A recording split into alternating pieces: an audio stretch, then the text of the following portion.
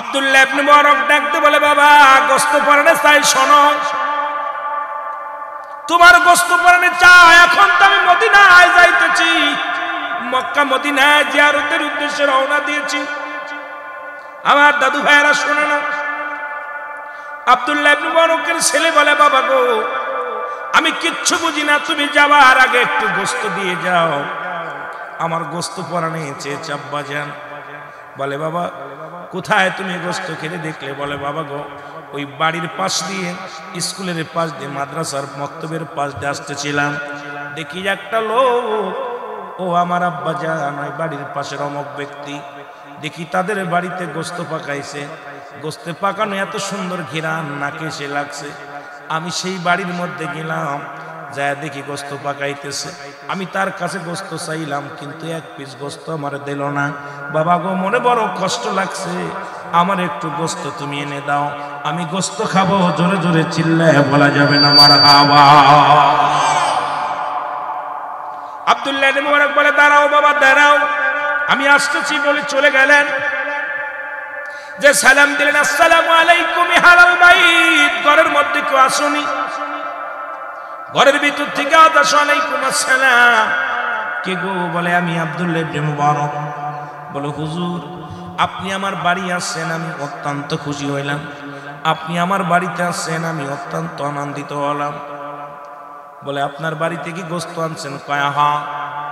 আপনার বাড়ি থেকে গোশত পাকানো হয়েছে? বলে হ্যাঁ। বলে, আপনার বাড়ি ওই গোশত আমার ছেলে এসেছিল কি না? বলে হ্যাঁ এসেছিল। আমার ছেলে কি গোশত চাইছিল? বলে হ্যাঁ। দেন নাই কেন? কয় না দেই নাই। কেন দেন নাই? আপনি কি মুসলমান না? কোরআন শরীফ যারা ব্যবহার করছে প্রতিবেশীর হক বিষয়, এই কোরআন শরীফ একাধিকবার যারা আছে ব্যবহার আছে প্রতিবেশীর হক আদায়ের জন্য আমার আল্লাহ একাধিকবার যারা ব্যবহার করেছে। সুতরাং তুমি কি জানো না কোরআন তুমি পড়ো নি, হাদিস তুমি পড়ো নাই? আব্দুল্লাহ ইবনে মুবারক বলে, ভাই আমি সবই জানি, কেন দিই নাই, কেন দিই নাই এই জবাব আমি তোমার কাছে কেমনে বলি? ডাকতে বলে, কেন দিলে না তুমি বলো। বলে, ডাকতে বলে, ভাই আব্দুল্লাহ ইবনে মুবারক রে, একদিন নয় দুদিন নয়, আজকে 5টা দিন পার হয়ে যায়। এই 5টা দিনের মধ্যে এক মুঠো খাবার আমি সন্তানের মুখে দিতে পারি নাই। আমি গরিব মানুষ,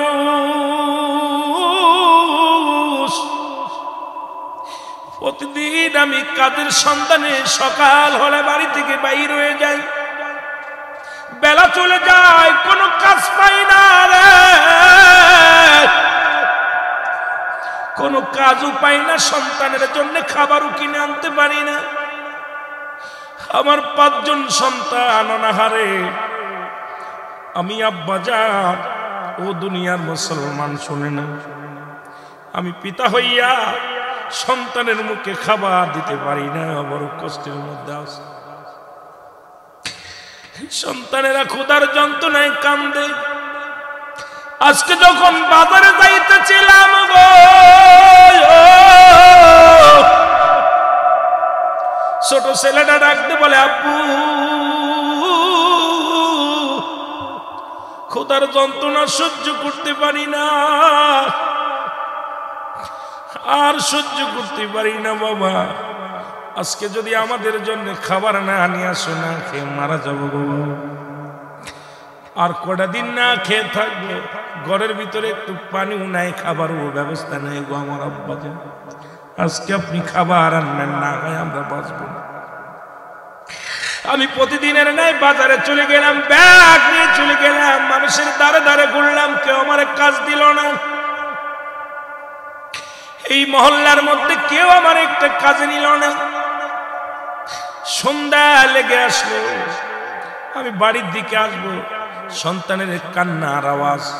ও মুসলমান শুনে নাও, পৃথিবীর মধ্যে পিতা মাতা যে সন্তানদের কত ভালোবাসে, যেদিন তোমরা ছেলে হোক তোমাদেরও সন্তান হবে রে মুসলমান শুনে নাও, সেদিন বুঝবা পৃথিবীর মধ্যে সন্তানকে কত ভালোবেসেছিল তোমার আব্বা মা, তোমাদেরকে কত ভালোবেসেছিল আব্বা মা। এটা প্রথম বুঝবা না, যখন সন্তান তোমাদের হবে তখন বুঝবা, এখন বুঝি না।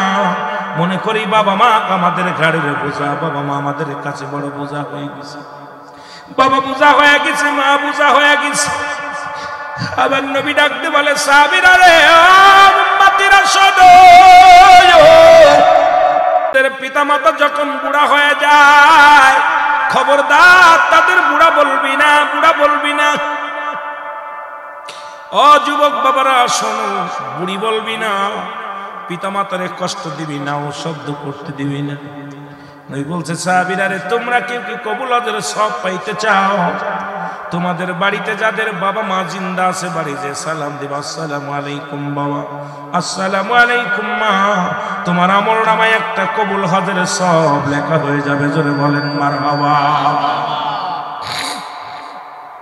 সাহাবীরা কান্দে, অনেকের আব্বা নাই মা নাই। রহমতের নবী ডাকে সাহাবীদের চোখে পানি।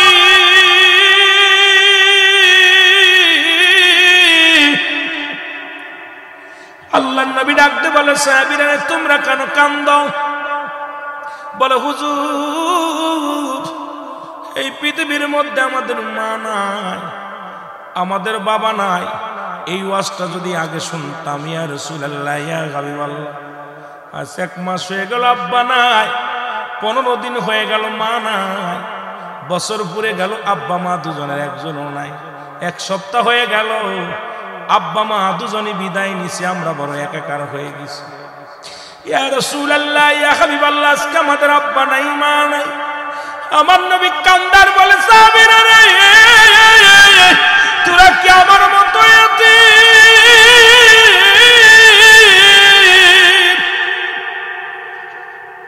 এই পৃথিবীর মধ্যে আমি যখন 6 মাস মায়ের গর্ভে গো, তখন আমার বাবা জান দুনিয়া থেকে বিদায় নিছে। শরীয়তের চোখ দিয়ে কোনোদিন বাবারে দেখি নাই। যখন 6 বছর 6 মাস 6 বছর বয়স যখন দাদা মা দুনিয়া থেকে বিদায়, যখন 6 বছর 6 মাস যখন বয়স, তখন দাদা আব্দুল মুত্তালিব বিদায়। এই পৃথিবীর মধ্যে আমার মতো ইতিম কেউ নাই, আসমানের জমিনে, আসমানের উপরে, আসমানের নিচে, এই জমিনের উপরে। কারণ আমার নবী এমন ইতিম ছিলেন। আল্লাহ বলে আলাম ইয়াজিদকা ইয়াতীমান ফা, আল্লাহু আকবার। আল্লাহ বলেন আমি আপনাকে আমি ইতিম বানাইলাম। কেমন ইতিম? এই দুনিয়ার মধ্যে গো জীবনে কোনদিন চিম বাবারে শরীয়তের চোখ দিয়ে দেখে নাই। সাহাবীরা কান্দে, আমার আল্লাহ ডাকতে বলে জিবরিল ধরে দাও, আমার নবীরে বলে আসুন যাদের আব্বা নাই, যাদের মা নাই, তাদের জন্য আমি আল্লাহ একটা দোয়া শিখিয়ে দিলাম। তাড়াতাড়ি যা বলো রব্বির হামহুমা কামা রব্বায়ানি সগীরা। জোরে জোরে চিল্লায় বলেন রব্বির হামহুমা কামা রব্বায়ানি সগীরা। জোরে জোরে চিল্লায় বলা যাবে না মারহাবা। আল্লাহ রাব্বুল আলামিন ডাকতে বলে জিবরিল তোরে যাও আমার হাবিবরে জানা দাও গো, যাদের মা নাই, যাদের বাবা নাই, এই দুনিয়ার মধ্যে মার পাগলেরা বাবার পাগলদের বুঝা দাও। তারা যেন এইভাবে আব্বা মার কবরের পাশে যে দোয়া করে, তারা যেন 2টি হাত উঠে দিয়ে বলে আমার রব, এ আমার প্রতিপালক, এ আমার আল্লাহ, আমাদের সগীরা গুনাহগুলো মাফ করে দাও, কবিরা গুনাহগুলো মাফ করে দাও, জানা গুনাহগুলো মাফ করে দাও, অজানা গুনাহগুলো মাফ করে দাও। যেমনি ভাবে আমাদের পিতামাতা আমাদেরকে লালন পালন করেছে, তুমি আমার পিতামাতাকে তুমি রহমতের কোলে তুলে নাও। আল্লাহ ও আমার আল্লাহ, একটু জোরে জোরে চিল্লায় বলা যাবে না আল্লাহু আকবার? একটু মহব্বতে চিল্লায় বলা যাবে না আল্লাহু আকবার? এ মুসলমান গভীর মনোযোগে জিকির করে আল্লাহর নবী ইব্রাহিম আলাইহিস সালাম। নবীর নাম কি? জাতির পিতা ইব্রাহিম আলাইহিস সালাম। সুবহানাল্লাহ, আলহামদুলিল্লাহ, আল্লাহু আকবার। এত জিকির করে। আল্লাহ ফেরেশতাদের ডাক দে, বলে ফেরেশতারা রে, দেখছনি আমার ইব্রাহিম আমারে কত ভালোবাসে, সদা সর্বদা আল্লাহর জিকির করে, আমার গুণকীর্তন করে, আমারে বড্ড ভালোবাসে। আমার ইব্রাহিম আমি মাওলার প্রেমিক, আমি মাওলাকে ভালোবাসি। জোরে জোরে চিল্লায় বলা যাবে না মারহাবা। ফেরেশতারা বলে আমার আল্লাহ, ইব্রাহিম আলাইহিস সালাম জীবনেও আপনারা তো নাফসে জিকির করতো না, তাকে দুনিয়ার মধ্যে সম্পদ দিয়েছো, বাড়ি গাড়ি দিয়েছো, অনেক সম্পদের মালিক বানায়া দিয়েছো। এই কারণে আল্লাহ তোমার ইব্রাহিম তোমার প্রশংসা করে, তোমার নামে পাগল, তোমার জিকিরে মশগুল।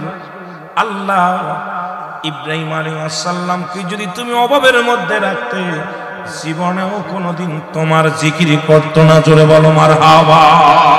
একটু জোরে জোরে চিল্লায় বলা যাবে না আল্লাহ। আল্লাহ বলেন ফেরেশতারা যাও তোমরা পরীক্ষা করো আমার ইব্রাহিমকে। ইব্রাহিম আলাইহিস সালামকে পরীক্ষা করার জন্য পাঠিয়ে দিলেন। ফেরেশতারা আসলেন, ইব্রাহিম আলাইহিস সালাম বকরি চড়াইতেছিলেন, ছাগলের ঘাস খাওয়াইতেছিলেন, আর আল্লাহর প্রেমের মধ্যে মশগুল ছিলেন। ফেরেশতা মণ্ডলী আসলেন, ফেরেশতা এসে একটা জঙ্গলের মধ্যে বসে জিকির শুরু করে দিল, সুবহানাল্লাহ আলহামদুলিল্লাহ।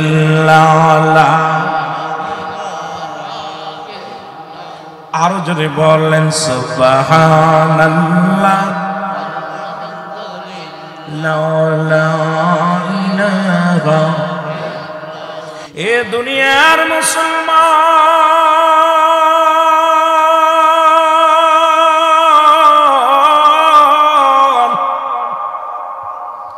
ইব্রাহিম আলাইহিস সালামের কানে জিকিরের আওয়াজ গেলেন। নবী ইব্রাহিম পাগল হয়ে ছুটাছুটি করতে লাগলো, কে আমার আল্লাহর প্রশংসা করে, কে মাওলার জিকির করে গো।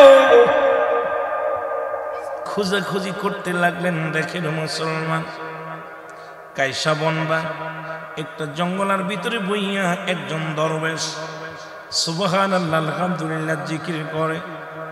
জিকিরটা শোনা পর ইব্রাহিম আলাইহিস সালাম চলে আসলেন, এসে বলে ভাই পথিক, একটু আগে জিকির করলা তুমি? বলে হ্যাঁ। তুমি আমার মাওলার জিকির করেছো, আমার অন্তরে কেঁদে উঠেছে। তুমি এত সুন্দর জিকির করলা, জিকির কেন থামায়া দিলা, জিকির কেন বন্ধ করে দিলা? ইব্রাহিম আলাইহিস সালাম বলার পর পথিক বলে ভাই আমি তো আপনারে চিনি না, আমার দরকার ছিল জিকির করার, আমার নিজের জিকির নিজে করেছি, ভালো লাগছে জিকির করেছি, ভালো লাগছে বন্ধ করেছি। কয় বাবা ভাই রে আর একটু জিকির করো, আমার শুনতে বড় ইচ্ছা করে। বলে আমি জিকির করব বিনা পারিশ্রমিকে, আমি জিকির করি না। আমার জিকির যদি আমি মাওলার জিকির করি গো, আর আমার জিকির যদি শুনতে হয় আমাকে পারিশ্রমিক দেওয়া লাগবে। ইব্রাহিম আলাইহিস সালাম বলে পথিকরে তুমি কি পারিশ্রমিক চাও? কয় যতগুলো বকরি আপনি মাঠে চড়াইতেছেন, এই বকরিগুলো যদি আপনি আমারে দিয়া দেন তাহলে আমি আপনার জিকির করে শোনাইব। জোরে জোরে বলেন মারহাবা। ওরে এলেমের বাহাদুরি সারে ধনের গৌরব তুমি,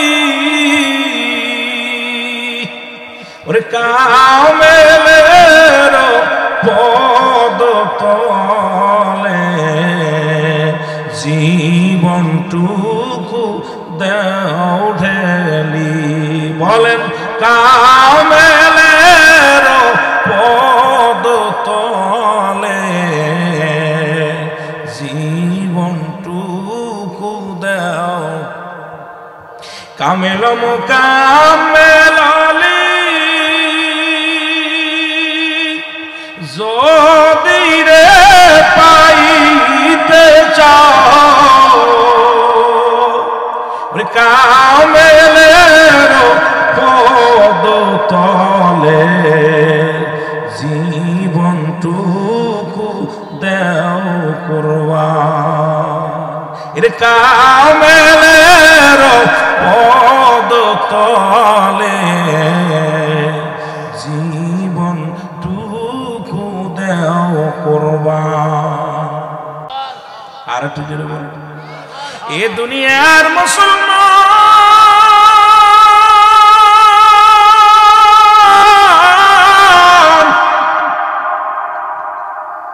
ইব্রাহিম আদম ডাকতে বলে, প্রতিক্রিয়া আমি ছাগল দিয়ে দিলাম,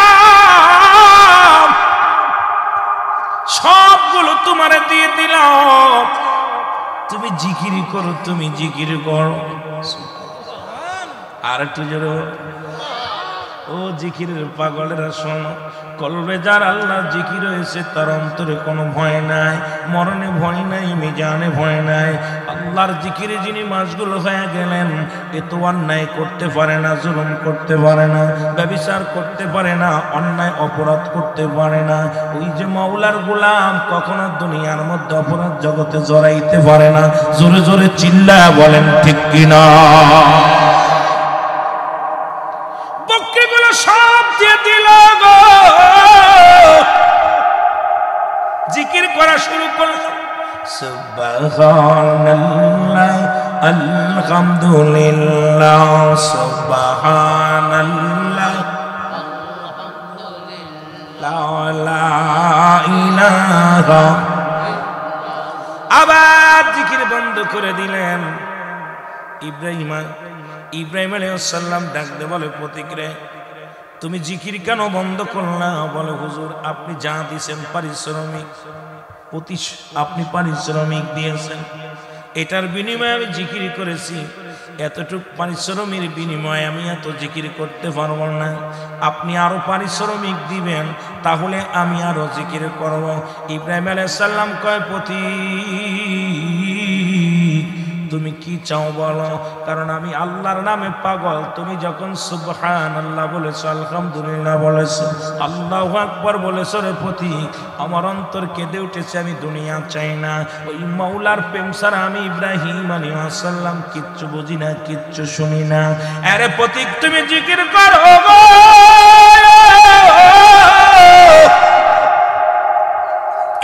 পতিক বলে, হুজুর আপনার দুম্বার পালগুলো যদি আমার দিয়া দিতে তাহলে আমি জিকির করতাম। ইব্রাহিম আলাইহিস সালাম কয়, দিয়ে দিলাম, তোমার দুম্বার পালগুলো দিয়ে দিলাম, তবু তুমি আমার জিকির শোনাও। পতিক জিকির শুরু করেছে, বলেন সুবহানাল্লাহ আলহামদুলিল্লাহ লা ইলাহা, আর জোরে সুবহানাল্লাহ লা ইলাহা। এ মুসলমান গভীর মনোযোগ, গভীর মনোযোগ। জিকির করলেন, জিকির আবার কিছুক্ষণ পরে বন্ধ হয়ে গেলেন। ইব্রাহিম আলাইহিস সালাম ডাকতে বলে, প্রতিক্রিয়া তুমি জিকির বন্ধ করে দিলা। বলো, হুজুর যেতটুকু আপনি পারিশ্রমিক দিয়েছেন এর বিনিময়ে আমি জিকির করছি, এর বেশি আমি পারবো না। আপনি যত পারিশ্রমিক দিবেন তত আপনার জিকির শোনাইব। বলে, কি আছে? কয়, আপনার যতগুলো উট আছে এই উটগুলো আমাকে দিয়ে দিতে হবে, উটগুলো দিয়ে দিবেন, সম্পদ যা আছে দিবেন, আমি আপনাকে জিকির শোনাইব। ইব্রাহিম আলাইহিস সালাম কয়, ও পতি তোমাকে আমি সব দিয়ে দিলাম, উটগুলো দিয়ে দিলাম, যত সম্পদ আছে সব দিয়ে দিলাম, তবু তুমি আমার আল্লাহ জিকির শোনাও। আল্লাহর জিকির থেকে গাফিল হয় না, একটু বেশি বেশি করে জিকির করো। প্রতিক্রিয়া তুমি আমার আল্লাহর জিকির শোনাও। জোরে জোরে চিল্লায় বলা যাবে না মারহাবা?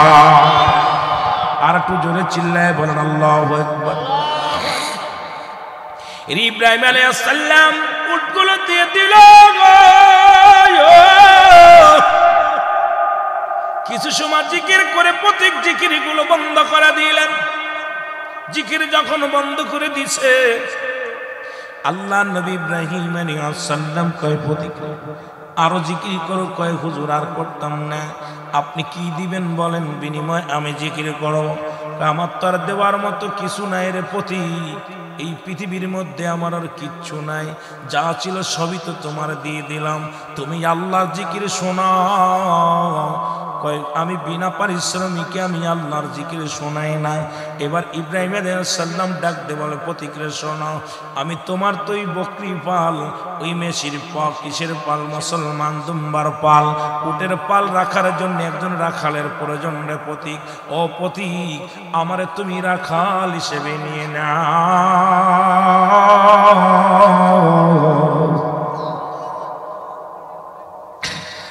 আল্লাহ নবী ইব্রাহিম আদম ডাকতে বলে প্রতীকেরা,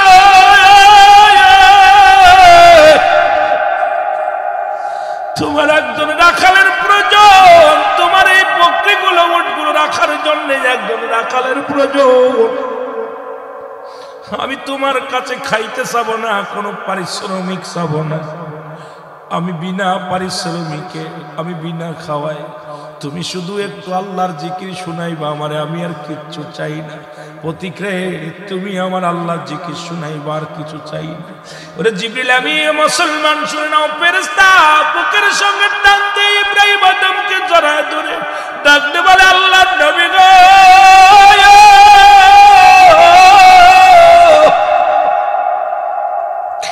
আমি কোন প্রতীক নয়, আমি কোন মানুষ নয়, আমি আল্লাহর ফেরেশতা। এসেছিলাম আপনাকে পরীক্ষা করতে নবী গো। মনে করেছিলাম আপনি বুঝি ধন সম্পদ পায় আল্লাহরে ভালোবাসেন, আপনি বুঝি ধন সম্পদের জন্য আমার মাওলার জিকির করেন। না না, আমি আজকে পরাজয় মেনেছি। আমি আল্লাহরে বলেছিলাম আমার আল্লাহ এই পৃথিবীর মধ্যে ইব্রাহিম আলাইহিস সালাম আপনাকে ভালোবাসে শুধু ধন সম্পদের জন্য, টাকার জন্য, অর্থের জন্য। আজকে আমি পরাজয় মেনেছি নবী গো, আপনি আমার মওলারে ভালোবাসেন আপনার জীবন দিয়া, আপনার প্রাণ দিয়া, দুনিয়ার কোনো সম্পদ দিয়া নয়, দুনিয়ার কোনো কিছু নাই, আপনি দুনিয়ার কোনো মুখাপেক্ষী নয়। এইলান আপনার দুম্বা, এইলান আপনার ছাগল, এইলান আপনার উট, এগুলো আমার কিচ্ছু দরকার নাই। আপনি আমার মাওলাকে এত ভালোবাসেন, দুনিয়ায় সব বিলিয়ে দিতে পারেন, তবু মাওলারে ছাড়তে পারেন না। আজকে এলাকার মানুষগুলো এমনি আমার মাওলার পাগল, এমনি আমার আল্লাহর পাগল গো। ও মুসলমান, পকেটের টাকা খরচ করে জান্নাতের বাগান বানাইয়া এই জান্নাতের বাগানে বসার মতো, আসার মতো সুযোগ আল্লাহ দান করলো। উচ্চ কণ্ঠে আওয়াজ দিয়ে চিল্লায়া বলেন মারহাবা। একটু জোরে জোরে চিল্লায়া বলা যাবে না মারহাবা?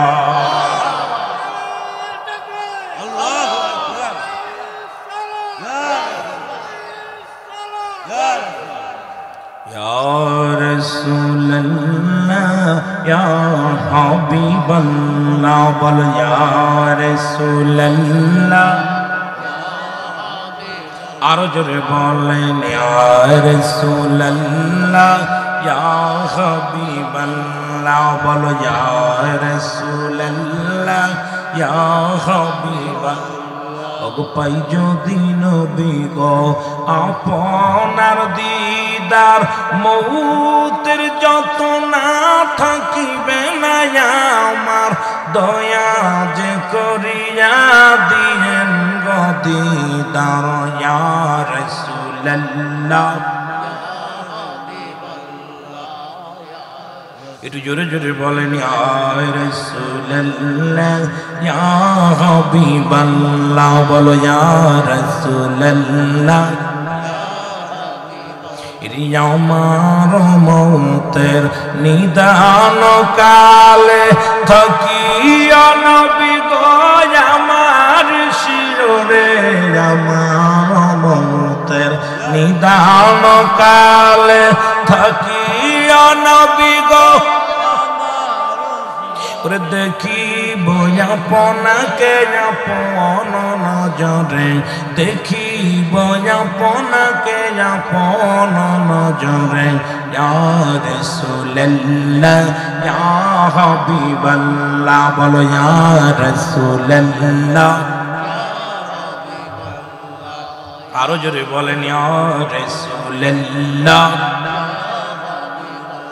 মাতা পিতা জাগাতের অন্ধকার কবরে দেখিয়া নবী গো মায়ারি নজরে, মাতা পিতা জাগাতের অন্ধকার কবরে দেখিয়া নবী গো মায়ারি নজরে ওগো তোরা আমি জানে কঠিন হাসরে তোরা আমি জানে কঠিন হাসরে ইয়া রাসূলুল্লাহ আরো জোরে বলেন ইয়া রাসূলুল্লাহ ইয়া হাবিবাল্লাহ বলো ইয়া রাসূলুল্লাহ এ মুসলমান গভীর মনোযোগ নাক ঢেকে লাভ নেই এটা গিরান আসতেছে খুব মজার ঠিক কিনা এদিকে আশপাশে যেহেতু অনেক সময় এলাকার মধ্যে অনেকে বাথরুমটা সিলাপ পতে না কথা বুঝলেননি এগুলো করা উচিত এটা এই দুর্গন্ধে মানুষ সমাজ নষ্ট হয়ে যায় ভাইয়ের আমার এগুলো প্রস্তুতি নিতে হবে এখন আধুনিক জামানা এখন অত্যাধুনিক দেশ এই দেশের মধ্যে এখন এই অবস্থা থাকলে চলবে না তবে এগুলো ভয়ের কারণে মাস্টার ইবলিসিন ওরা দিচ্ছে ওদিকে কারণ জিন জাতির 1 নম্বর খাবার ময়লা আবর্জনা এখন আপনাদেরকে এখানতে সরা মানব জাতির 1 নম্বর শত্রু মাস্টার ইবলিস আপনাদেরকে এখানে ধোঁকা দেবে নাকে হাত দিয়াবে কানে হাত দিয়াবে ভয় নাই আরে ভাই নিজের পেটের ভিতরে তো আছে কি খন শুরু করবেন সব আল্লাহর নাম দেখবেন যা আসে কোনো ভয় নাই জান্নাতের বাগানে বসছেন এদিকে খেয়াল করবেন ওদিকে খেয়াল শয়তান যত আশা করে লা হাওলা ওয়ালা কুওয়াতা ইল্লা বিল্লাহ জোরে বলুন আল্লাহ আমাদের কবুল করুন জোরে বল চিল্লায় এবং আল্লাহুম্মা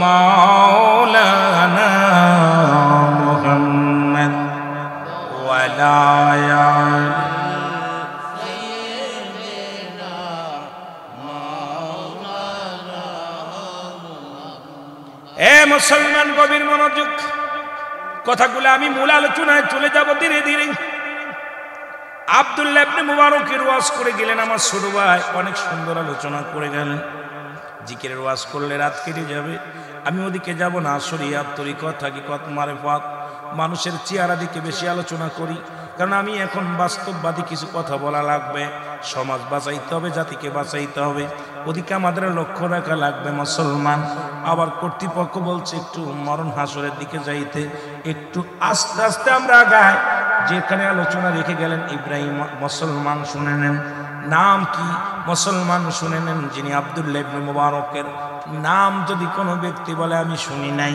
আমি মনে করি সে একটা পাগল সে লেখাপড়াই করে নাই এই আব্দুল্লাহ ইবনে মুবারক প্রতিনিয়ত মক্কা শরীফ কাবা শরীফ হজ করতে যেতেন রাসূলুল্লাহর সঙ্গে সাক্ষাৎ করতে যেতেন কারণ বাইতুল্লাহ মুকাদ্দাস বাইতুল্লাহ যতক্ষণ পর্যন্ত জিয়ারত না করতেন ততক্ষণ পর্যন্ত আব্দুল্লাহ ইবনে মুবারকের শান্তি মনে লাগতো না জোরে জোরে বলো আল্লাহু আকবার আব্দুল্লাহ ইবনে মুবারক মদিনায় হজ করার উদ্দেশ্যে রওনা দিলেন টোল টুপলা বেঁধে নিয়ে কাপড় চোপড় নিয়ে খানা দানা নিয়ে আব্দুল্লাহ ইবনে মুবারক রওনা হয়ে গেছে প্রতিমধ্যে ওনার ছোট্ট ছেলেটা ডাকতে বলে আব্বু ও আমার আব্বু গো আব্বু সালাম দিয়ে আসসালামু আলাইকুম আমার আব্বু জান বলে বাবা ওয়ালাইকুম আসসালাম বলে কই যেতেছ আব্বু বলে বাবা রে আমি মদিনায় যাই রাসূলুল্লাহর রওজা জিয়ারত করার জন্য যাই নবীজির রওজা মুবারক জিয়ারতের জন্য আমি রওনা হয়ে গেছি ডাকতে বলে বাবা আপনি মদিনায় হজ করতে যাবেন রাসূলুল্লাহর রওজা জিয়ারত করতে যাবেন যাবার বেলা একটা দাবি আপনার কাছে গো বাবা আপনার কাছে একটু দাবি সেই দাবিটা হলো আমার প্রাণে গোশত চাইতেছে আমাকে কিছু গোশত এনে দিতে হবে আমি গোশত খাবো জোরে জোরে চিল্লায় বলো মারহাবা আব্দুল্লাহ ইবনে মুবারক ডাকতে বলে বাবা গোশত প্রাণে চাই শোনো তোমার গোশত প্রাণে চাই এখন তো আমি মদিনায় যাইতেছি মক্কা মদিনায় জিয়ারতের উদ্দেশ্যে রওনা দিয়েছি আমার দাদু ভাইরা শুনে না আব্দুল্লাহ ইবনে মুবারকের ছেলে বলে বাবা গো আমি কিচ্ছু বুঝি না তুমি যাবার আগে একটু গোশত দিয়ে যাও আমার গোশত পরাণে চেয়ে চাব্বা যান বলে বাবা কোথায় তুমি গোশত খেতে দেখলে বলে বাবা গো ওই বাড়ির পাশ দিয়ে স্কুলের পাশ দিয়ে মাদ্রাসার মক্তবের পাশ দিয়ে আসতেছিলাম দেখি একটা লোক ও আমার আব্বা জান ওই বাড়ির পাশের অমুক ব্যক্তি দেখি তাদের বাড়িতে গোস্ত পাকাইছে, গোস্তে পাকানো এত সুন্দর ঘিরান নাকে এসে লাগছে। আমি সেই বাড়ির মধ্যে গেলাম, যায় দেখি গোস্ত পাকাইতেছে। আমি তার কাছে গোস্ত চাইলাম, কিন্তু এক পিস গোস্ত আমার দিল না। বাবা গো, মনে বড় কষ্ট লাগছে, আমার একটু গোস্ত তুমি এনে দাও, আমি গোস্ত খাবো। জোরে জোরে চিল্লায় বলা যাবে না মারহাবা। আব্দুল্লাহ ইবনে মুবারক বলে, দাঁড়াও বাবা দাঁড়াও, আমি আসতেছি বলে চলে গেলেন। যে সালাম দিলেন, আসসালামু আলাইকুম আহলাল বাইত, ঘরের মধ্যে কেউ আসুনি। ঘরের ভিতর থেকে ওয়ালাইকুম আসসালাম, কে গো? বলে আমি আব্দুল্লাহ ইবনে মুবারক। বলে হুজুর, আপনি আমার বাড়ি আসছেন, আমি অত্যন্ত খুশি হইলাম। আপনি আমার বাড়িতে আসছেন, আমি অত্যন্ত আনন্দিত হলাম। বলে আপনার বাড়িতে কি গোস্ত আনছেন? কয় হ্যাঁ। আপনার বাড়িতে কি গোস্ত পাকানো হয়েছে? বলে হ্যাঁ। বলে আপনার বাড়ি ওই গোস্ত আমার ছেলে এসেছিল কি না? বলে হ্যাঁ এসেছিল। আমার ছেলে কি গোস্ত চাইছিল? বলে হ্যাঁ। দেন নাই কেন? কয় না দেই নাই। কেন দেন নাই? আপনি কি মুসলমান না?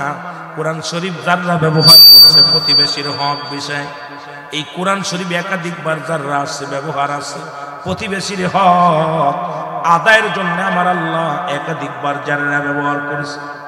সুতরাং তুমি কি জানো না কোরআন তুমি পড়ো নি, হাদিস তুমি পড়ো নাই? আব্দুল্লাহ ইবনে মুবারক বলে, ভাই আমি সবই জানি, কেন দিই নাই, কেন দিই নাই এই জবাব আমি তোমার কাছে কেমনে বলি? ডাকতে বলে, কেন দিলে না তুমি বলো। বলে ডাকতে বলে, ভাই আব্দুল্লাহ ইবনে মুবারক রে, একদিন নয় দুদিন নয়, আজকে 5টা দিন পার হয়ে যায়।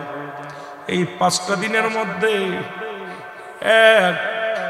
এক মুঠো খাবার আমি সন্তানের মুখে দিতে পারি নাই। আমি গরিব মানুষ,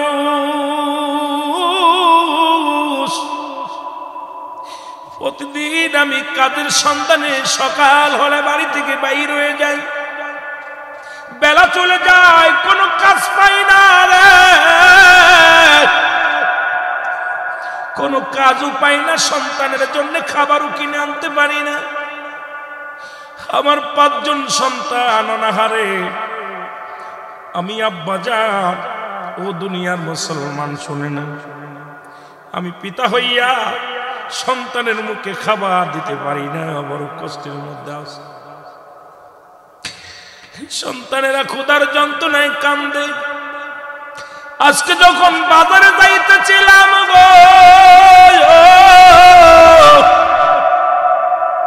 ছোট ছেলেটা ডাকতে বলে, আব্বু ক্ষুধার যন্ত্রণা সহ্য করতে পারি না, আর সহ্য করতে পারি না বাবা, আজকে যদি আমাদের জন্য খাবার না নিয়ে আসো, না খেয়ে মারা যাবো গো। আর কটা দিন না খেয়ে থাকবো, ঘরের ভিতরে একটু পানিও নাই, খাবারও ব্যবস্থা নেই গো আমার আব্বাজান, আজকে আপনি খাবার আনবেন না, আমরা বাঁচবো না। আমি প্রতিদিনের নাই বাজারে চলে গেলাম, ব্যাগ নিয়ে চলে গেলাম, মানুষের দ্বারে দ্বারে ঘুরলাম, কেউ আমার কাজ দিল না। এই মহল্লার মধ্যে কেউ আমার একটা কাজে নিল না। সন্ধ্যা লেগে আসলো, আমি বাড়ির দিকে আসবো, সন্তানের কান্নার আওয়াজ। ও মুসলমান শুনে নাও, পৃথিবীর মধ্যে পিতা মাতা যে সন্তানদের কত ভালোবাসে, যেদিন তোমরা ছেলে হও তোমাদেরও সন্তান হবে রে মুসলমান শুনে নাও, সেদিন বুঝবা পৃথিবীর মধ্যে সন্তানকে কত ভালোবেসেছিল তোমার আব্বা মা, তোমাদেরকে কত ভালোবেসেছিল আব্বা মা। এটা প্রথম বুঝবা না, যখন সন্তান তোমাদের হবে তখন বুঝবা। এখন বুঝি না, মনে করি বাবা মা আমাদের ঘাড়ের বোঝা, বাবা মা আমাদের কাছে বড় বোঝা হয়ে গেছে, বাবা বোঝা হয়ে গেছে, মা বোঝা হয়ে গেছে। আবার নবী ডাকতে বলে, সাহাবীরা রে, উম্মতিরা শোনো, পিতা মাতা যখন বুড়া হয়ে যায় খবরদার তাদের বুড়া বলবি না, বুড়া বলবি না। ও যুবক বাবারা শোনো, বুড়ি বলবি না, পিতা মাতারে কষ্ট দিবি না, ও শব্দ করতে দিবি না।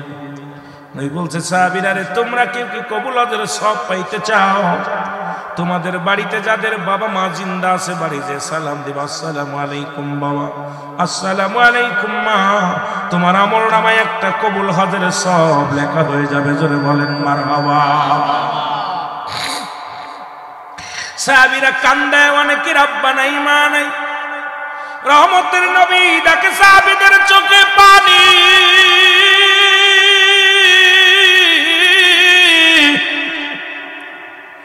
আল্লাহর নবী ডাকতে বলে, সাহাবীরা তোমরা কেন কান্দো?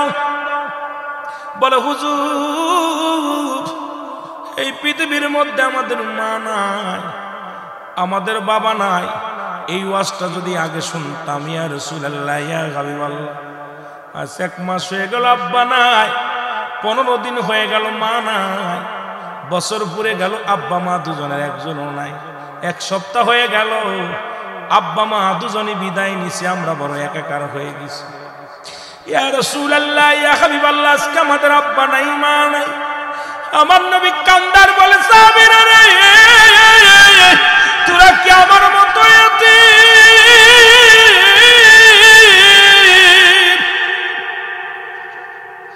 এই পৃথিবীর মধ্যে আমি যখন 6 মাস মায়ের গর্ভে গো,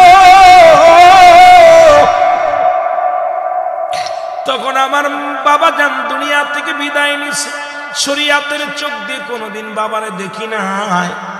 যখন 6 বছর 6 মাস 6 বছর বয়স, যখন দাদা মা দুনিয়া থেকে বিদায়, যখন 6 বছর 6 মাস যখন বয়স, তখন দাদা আব্দুল মুত্তালিব বিদায়। এই পৃথিবীর মধ্যে আমার মতো ইতিম কেউ নাই, আসমানের জমিনে, আসমানের উপরে, আসমানের নিচে, জমিনের উপরে। কারণ আমার নবী এমন ইতিম ছিলেন। আল্লাহ বলে, আলাম ইয়াজিদকা ইয়াতীমান ফা। আল্লাহু আকবার। আল্লাহ বলেন, আমি আপনাকে আমি ইতিম বানাইলাম। কেমন ইতিম? এই দুনিয়ার মধ্যে গো, জীবনে কোনদিন বাবারে শরীয়তের চোখ দিয়ে দেখে নাই। সাহাবীরা কান্দে, আমার আল্লাহ ডাকতে বলে, জিবরিল ধরে দাও, আমার নবীরে বলে আসুন, যাদের আব্বা নাই, যাদের মা নাই, তাদের জন্য আমি আল্লাহ একটা দোয়া শিখিয়ে দিলাম। তাড়াতাড়ি যা বলো, রব্বির হামহুমা কামা রব্বায়ানি সগীরা। জোরে জোরে চিল্লায় বলেন, রব্বির হামহুমা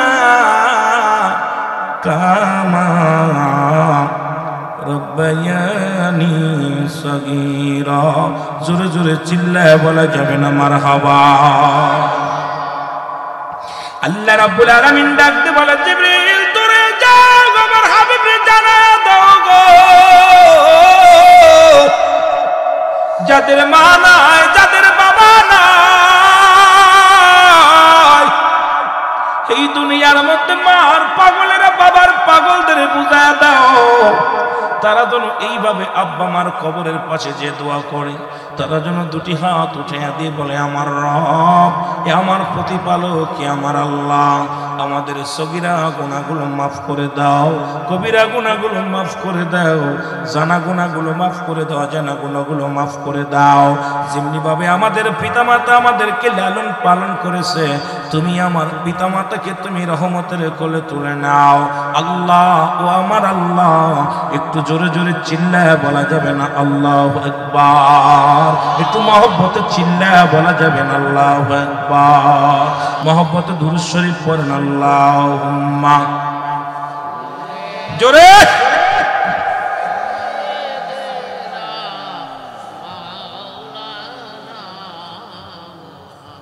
ওয়ালায়া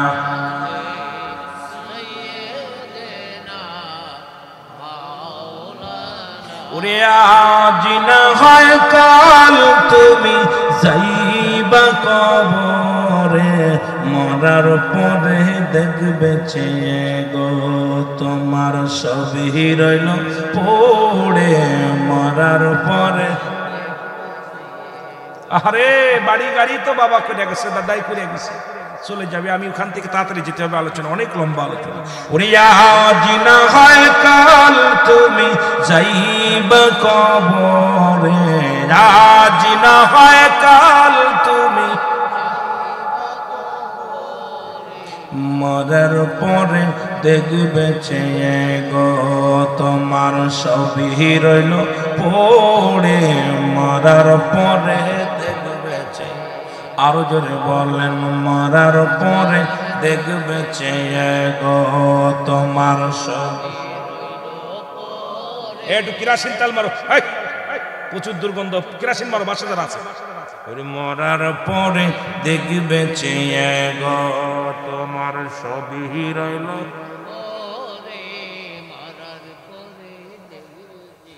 এরে দাদাই গিয়েছে বাবাই গিয়েছে কেউ আসলো না ফিরে দাদাই গিয়েছে বাবাই গিয়েছে কেউ আসলো না ফিরে তোমার তো যাইতে হবে গো ভাইজান অন্ধকার কবরে তোমারই তো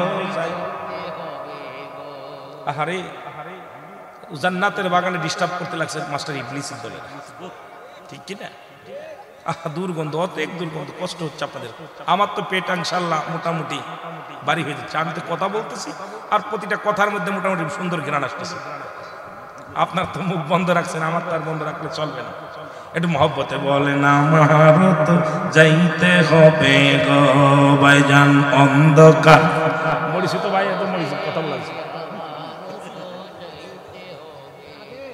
রে আজ না হয় কাল তুমি যাইবা কবরে আজ না হয় যাইবা কবরে মরার পরে দেখবে চেয়ে গো তোমার সবই রইল আরো জোরে বলেন মরার পরে দেখবে চেয়ে গো তোমার সবই রইল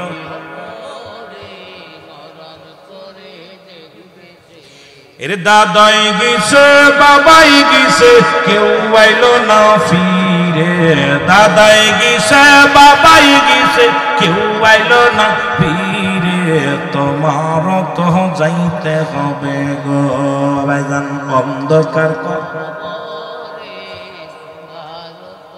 এ দুনিয়ার মুসলমান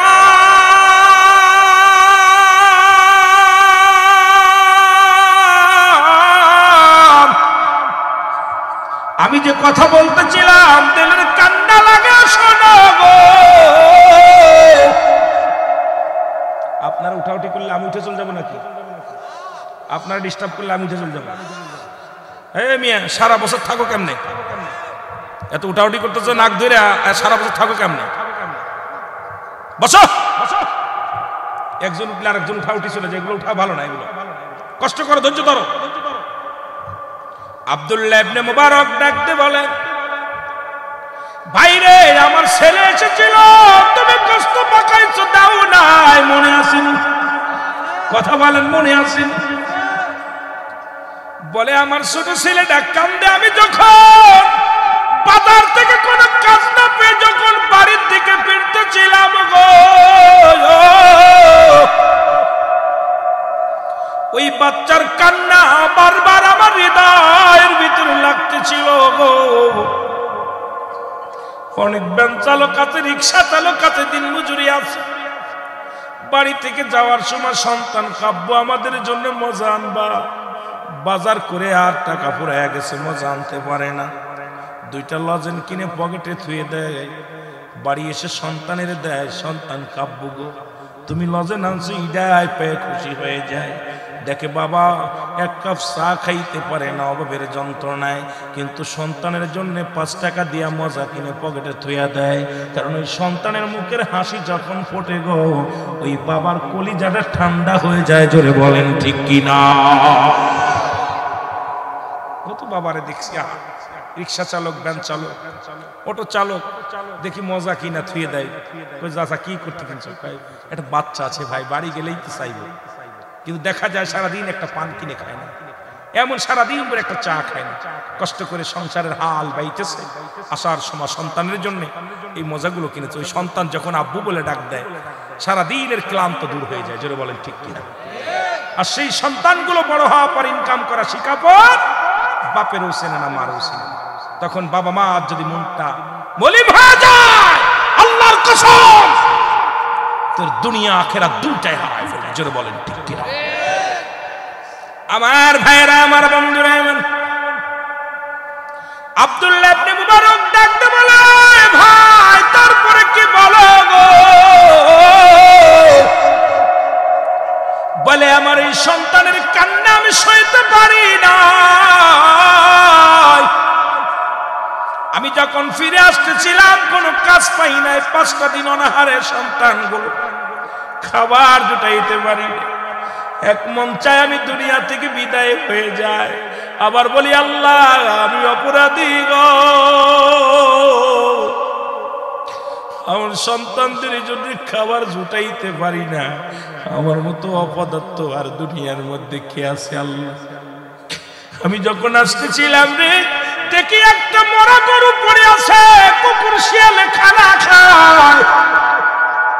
আমি কুকুর শিয়াল গুলো খেদায়া দিয়া তারাইয়া ওই মরা গরুর গোস্ত একটু কেটে আনিয়া ওই মরা গরুর গোস্ত আমি পাকাইছি আমার সন্তানদের জন্য।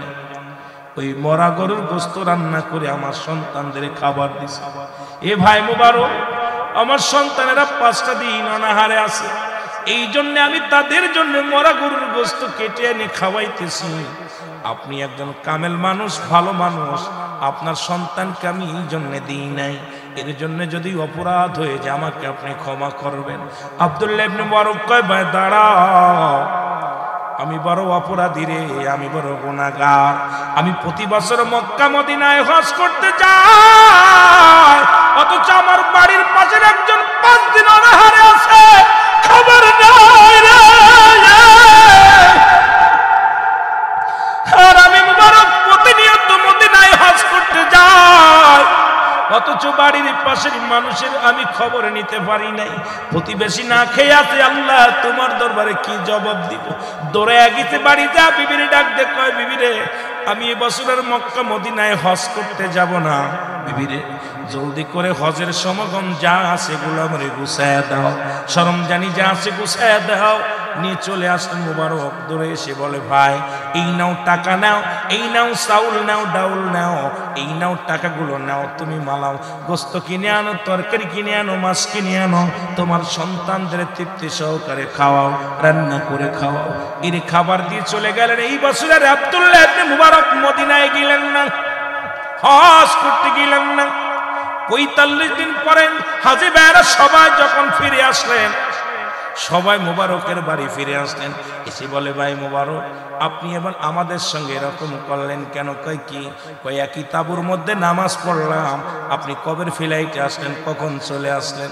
ও কয় একই তাব, একসাথে তওয়াফ করলাম, একসাথে রাসূলুল্লাহর রওজা জিয়ারত করলাম, আপনি কবে আসছেন বলেন?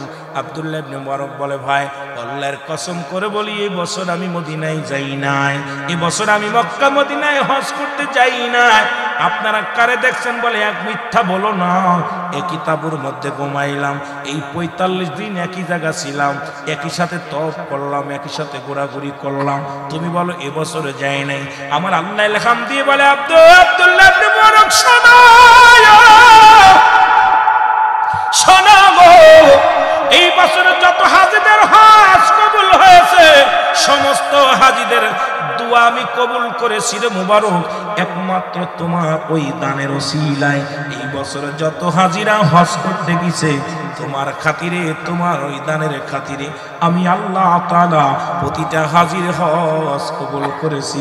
তোমারে সাজাইয়া, তোমারে বানাইয়া গোটা হাজীদের মধ্যে ঘুরাইছি, তওয়াফ করাইছি রে মুবারক। ও মুসলমান শুনে নাও, এই মুবারকের কথা আলোচনা করতেছিল বলে একটু টাচ দিয়ে আমি আপনাদের কাছে গেলাম। এমনও আছে আমাদের প্রতিবেশী না খেয়ে আছে, অনেকে আছে ওষুধ কিনতে পারে না, অনেকে আছে সমাজের মধ্যে বিস্তার করে আছে। আজকে প্রতিবেশীর হক আমরা আদায় করতে পারি না, বাড়ি গাড়ি করেছি, সম্পদ করেছি, কিন্তু এটা আমাদের চিন্তা নাই। আল্লাহ বলে, কুল্লু মান আলাইহা ফান, সব কিছু শেষ করে দিবে আমার আল্লাহ। এই জমিনটা আমার আল্লাহ রাখবে না। এই জমিনের ভিতরে যত মাটি আছে মাটিগুলো পুড়ায় আমার আল্লাহ তামা বানায়া দিবে। এই জমিনের মধ্যে যত পানি আছে সমস্ত পানিগুলো আমার আল্লাহ পুড়ায়া ছাই বানায়া দিবে। যেদিন কিচ্ছু বলতে কিচ্ছু থাকবে না, সেদিন থাকবে শুধু আমার আল্লাহ। জোরে জোরে চিল্লায় বলা যাবে না মারহাবা। কিচ্ছু বলতে কিচ্ছু যেদিন থাকবে না, সেদিন থাকবে কে? কুল্লু মান আলাইহা ফান।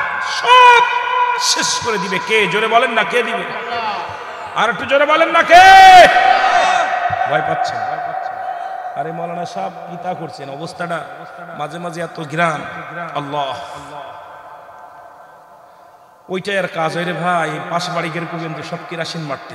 আহা, আজকে মেহমানগুলো আইসে দূর থেকে আইসে, আপনারা দূর কত কষ্ট করে বসে রয়েছেন, এগুলো বেগাত যারা ঘটায়।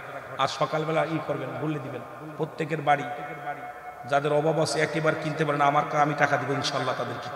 তবুও 2টা 4টা শাড়ি করতে অনুরোধ করবো, আমি 2-4টা করার ব্যবস্থা আমি করে দেব। আমার কাছ থেকে যোগাযোগ করবেন, আমি অবশ্যই আপনাদের এই ব্যবস্থা করে দেব। তবু এভাবে মানুষকে কষ্ট দিবেন না। কথা বোঝেন নাই? কষ্ট দিবেন না, কারণ আজকে জান্নাতের বাগান, আমরা দূরের মানুষ। আজকে যত আমাদেরকে সম্মান দিবেন সারা জীবন মনে রাখবো। তবে এটা কোনো ব্যাপার না। আমি জানি যেটা ওই নদীর কূলে বাড়ি যাদের থাকে, আপনার ওই মরুপ্রান্তের যাদের বাড়ি থাকে তাদের অবস্থা এরকম হয়, এটা আমি জানি। যেহেতু অন্য অন্য এলাকা বেড়াই, এই জন্য এগুলো আমি কোনো মালুমই নিই না। কারণ হলো অবস্থা বুঝে ব্যবস্থা, অবস্থা বুঝে ব্যবস্থা। এটা অনেকের বাড়ি আছে, এটা অবস্থা বুঝে। পানি এসে যখন চারিদিকে পানি এসে যায়, চারিদিকে থই থই করে পানিতে, তখন তো ঘুমানোর জায়গা থাকে না, হাঁটার জায়গা থাকে না, কি করবে? মানুষগুলো ভাসমান অবস্থায় থাকে। আল্লাহ কবুল করুক, আজকে আপনাদের উপরে রহমত দান করুক। আল্লাহ যেন চিরস্থায়ী সমস্ত অভাব দূর করে দেয়, সমস্ত গজব উঠায় নেয় জমিন থেকে। আল্লাহ যেন মহামারী থেকে বাঁচায়, আল্লাহ যেন মহাবিপদ থেকে বাঁচায়। আল্লাহ যেন আপনাদের উপরে শান্তি ও রহমত দান করে। যেন বলুন আমিন। আরো যেন বলেন আমিন। একটু মহব্বতে দুরূদ শরীফ পড়েন, আর মহব্বতে বলেন আজ না হয় কাল তুমি যাইবা কবরে, মরার পরে দেখবে চেয়ে গো তোমার ছবি রইল পড়ে, মরার পরে দেখবে চেয়ে গো তোমার ছবি রইল।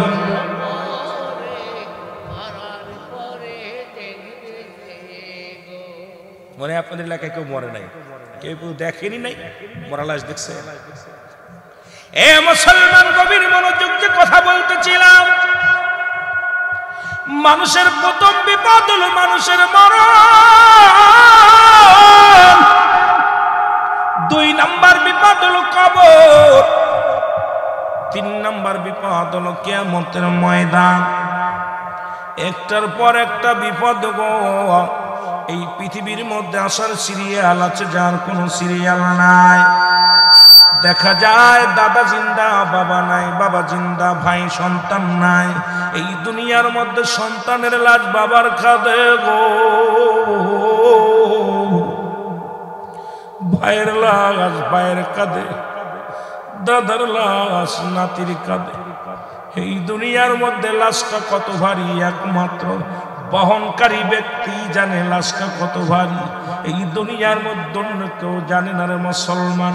আমি আপনাদেরকে অনুরোধ করে যাই, ও আমার বাজানেরা, দিলের কান্ডা লাগায় শোনো, কখন যেন মালাকুল মউত চলে আসে। এই পৃথিবী বিদায় করে দিবে। এই পৃথিবীর মায়া ছেড়ে চলে যেতে হবে, থাকার জায়গা না। এই পৃথিবীতে কেউ ছিল না, থাকবে না। ও মুসলমান,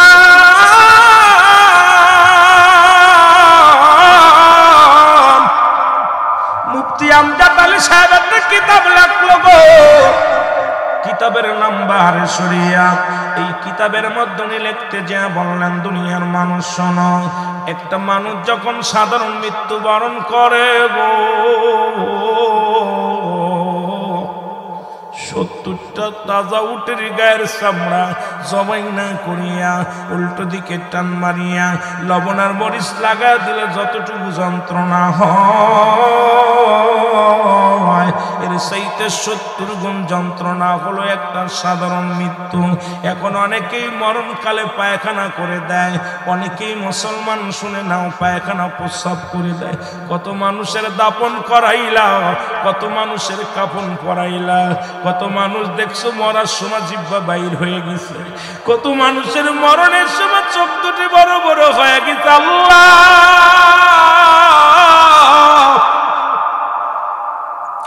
কত মানুষ মরণের সময় পায়খানা করে দেয়, প্রস্রাব করে দেয় রে। ও মুসলমান, দিলের কান্না লাগা শুনে না, আরে মরণ, আরে মরণ। এই মানুষগুলোর কত কঠিন